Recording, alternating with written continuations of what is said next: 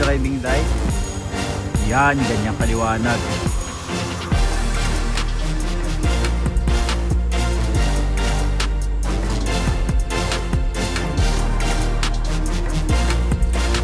At yan yung busina natin.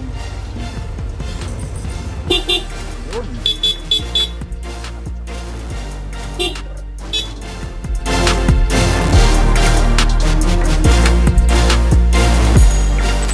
Okay guys, pinapagawa na natin yung ating ilaw at saka busina. So dito din natin pinagawa yung ating ADB 160. So last year lang yon. At ito na nga, binubuksan na ni Kuya yung ating fairings. So first time itong mabuksan. Uy, medyo mainit. Ayan. So kadadating lang natin mga 10 minutes. Papahinga lang tayo and then umpisa na agad nilang baklasin kasi 5 PM na. Galing pa ako sa rides sa Marilaki and then Sunday bukas sa Kado, kaya nirush kong dalhin dito sa Malolos. So dito sa Nelson LED. So dito din ako nagpagawa ng ADB tsaka si Motochem yung kanyang NMAX. Ayan.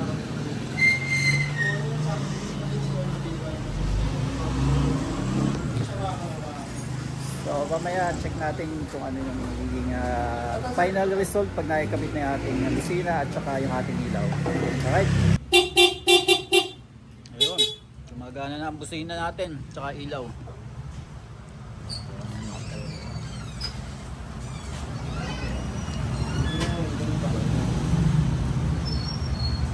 So meron tayong high beam, low beam at saka sabay. Magkasabay na umiilaw yung low beam at high beam. So ginagamit lang natin yung kapag maraming kapag walang walang kasalubong kasi nakakasilaw siya.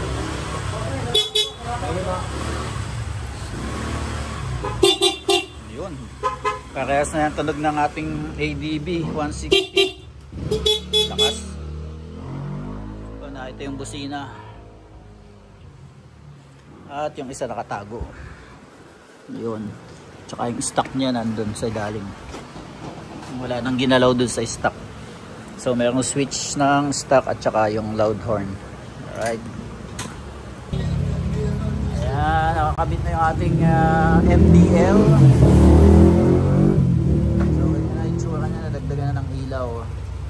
At ganyan din yung busina natin. Yun. Yung stock tsaka yung pinabit. Okay. And let's go. Tapos na tayo. Pwede na umakyat ng Cordillera. Pwede na sa night ride. Pag inabot ng gabi, hindi na mga problema. Gumagana lahat. Ayos. Alright guys, update lang para sa ating Yamaha NMAX TechMax. Ayan. So ang pinaka-latest na kinabit natin dito ay ang ating mini driving light at ang brand dito ay Atom. So sanay na tayo sa brand na to. Ito pala yung nasa Honda Click natin. At pasamantala, dito ko muna siya nilagay para may magamit tayo. Ayan. So stainless tong mga bolt na to. At hindi siya ganong kalaki. Sakto lang yung size niya. Kung makikita nyo naman, proportion naman siya sa ating motor. At yung bracket nga pala natin, ito. So, ito yung Nelson LED bracket. So, sila yung nagkabit. Dumayo pa tayo ng Malolos, Bulacan. At stainless to. Ang maganda nito, naka powder coated na siya. At the same time, stainless yung pagkabakal niya. So, hindi siya kakalawangin. Ayan. At meron siyang 3-way switch. Ito. So Atom din siya. Meron siyang low beam at high beam. At ito yung 3-way switch na sabay na nakabukas yung ating low beam at saka high beam. So ganyan ang itsura ng ating motor ngayon. Ayan, kung makikita nyo. Ayan, buhayin natin yung ating engine at ganito yung ating itsura ng ilaw kapag gabi. So ayan yung ating stock na ilaw kapag naka low beam, high beam Yan, ganyan. So tumatama na dun sa sasakyan natin sa harapan. Ayan, oh. So kapag nakabuhay ang ating mini driving light, yan, ganyan kaliwanag. Yan. So naka ano lang yan, naka low beam, kulay puti. At kapag naka high beam, ayan. So color yellow, ang taas, sapul na sapul yung kotse sa harapan. Ayun, kitang-kita yung driver, magagalit ang driver niyan. So kaya dapat ay nakababa lang, yan, ganyan lang. At meron tayong sabay, kulay puti at saka yung dilaw.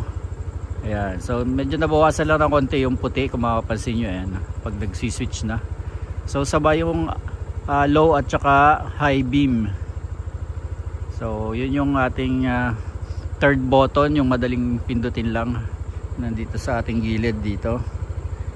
So yan, patay natin ulit. So yan yung stock ng low beam, high beam, low beam, high beam.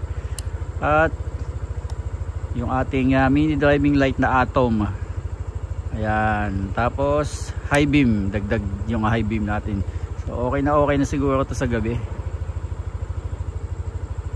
Hindi na nakakasilaw sa kasalubong, except patay yung or buhay yung ating high beam ng stock na ilaw.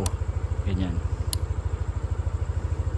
So ayan, ilalaro natin ang ating ilaw. Kitang kita ang kaluluwa.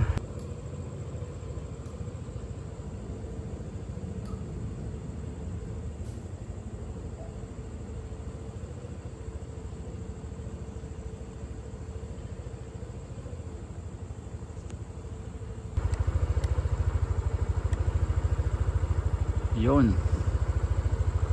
At testing natin. Let's go. So yan yung ating low beam na stock na ilaw. At tapos ito yung high beam. Yan. Mini driving light. Yan, grabe, ang ganda. Kitang-kita na ang daan. High beam, kulay dilaw. Maganda to pag umuulan or kapag pagi. Pag madilim ang panahon, tumatagos yan sa fog. Tsaka sa ulan, ambon. So kapag puti, yan, ang pangit kapag puti, kapag umuulan, hindi na halos makita yung mga ilaw tsaka yung daan. Yan. So sabay natin yung high beam ng stock na ilaw. Yan. So okay na rin kahit nakababa yung tutok na kulay puti. Kasi kapag nag high beam tayo ng stock na ilaw, maliwanag na. Ayan, kita-kita dun, oh. So malaking bagay pa rin yung stock na ilaw kasi maliwanag pa rin.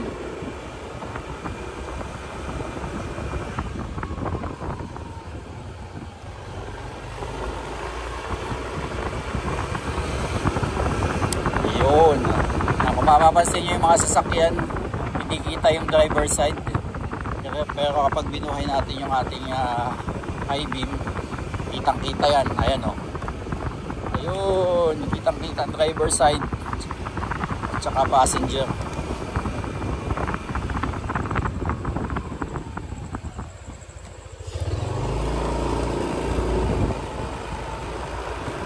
Hindi tayo sanay nang wala ng mini driving light kapag nabiyahe, lalo na sa gabi. Importante yan, lalo na pag walang mga ilaw sa paligid.